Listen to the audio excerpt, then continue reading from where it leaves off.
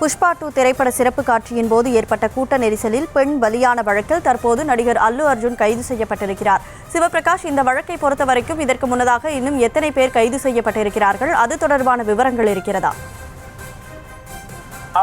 இந்த வழக்கை பொறுத்தவரையிலும் காவல்துறையினர் முதல் இந்த வழக்கை பதிவு, அதாவது அந்த ஒரு உயிர் பலியான போது இந்த வழக்கை பதிவு செய்த போதே அந்த திரையரங்க உரிமையாளர் யார், அந்த நிகழ்ச்சியின் ஏற்பாட்டாளர்கள் ஆகிய அனைவரையும் காவல்துறையின் கட்டுப்பாட்டிற்குள் கொண்டு வந்தனர். அவர்கள் அப்படி கட்டுப்பாட்டுக்குள் கொண்டு வந்த பிறகுதான் ஒவ்வொரு இந்த நிகழ்ச்சியை ஏற்பாடு செய்தது யார், இதற்கான ஃபண்டிங் செய்தது யார், இதற்கான அனுமதியை பெறுவதற்காக கையெழுத்து வாங்கியது யார் என்ற விசாரணைகளை எல்லாம் காவல்துறையினர் தரப்பில் தொடங்கி இருந்தனர்.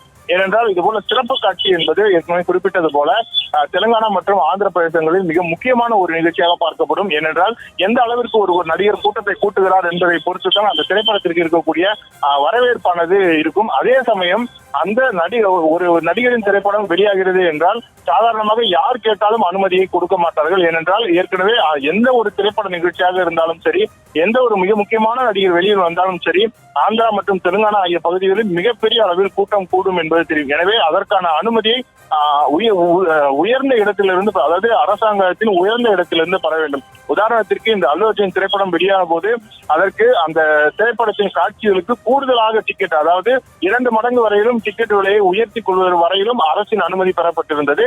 அதற்கு அல்லு அர்ஜுன் மற்றும் அந்த புஷ்பா 2 திரைப்படத்தின் படக்குழுவினர் நன்றி தெரிவித்திருந்தனர். அவர்கள் தான் அனுமதியை கோரியிருந்தனர். அதே போல இந்த நிகழ்ச்சிக்கும் இவர்களது சார்பில் யாரெல்லாம் அந்த அனுமதிக்கு கையெழுத்து போட்டார்கள், யாரெல்லாம் அதற்கு பொறுப்பாளர்களாக இருந்தார்களோ அனைவரும் காவல்துறையின் கட்டுப்பாட்டிற்குள் கொண்டு வரப்பட்டிருக்கின்றனர். அவர்கள் கூறியதன் அடிப்படையில் தான் தற்போது அல்லு அர்ஜுனுக்கும் இதற்கும் நேரடி தொடர்பு இருக்கின்றது, இந்த சிறப்பு காட்சி திரையிடப்பட்டதற்கு நேரடி தொடர்பு இருக்கின்றது என்பதற்கான ஆதாரத்தையும் வாக்குமூலத்தையும் வாங்கிய பிறகுதான் அல்லு அர்ஜுனை கைது செய்து அப்போது நீதிமன்றத்திற்கு அழைத்து சென்றிருக்கின்றனர்.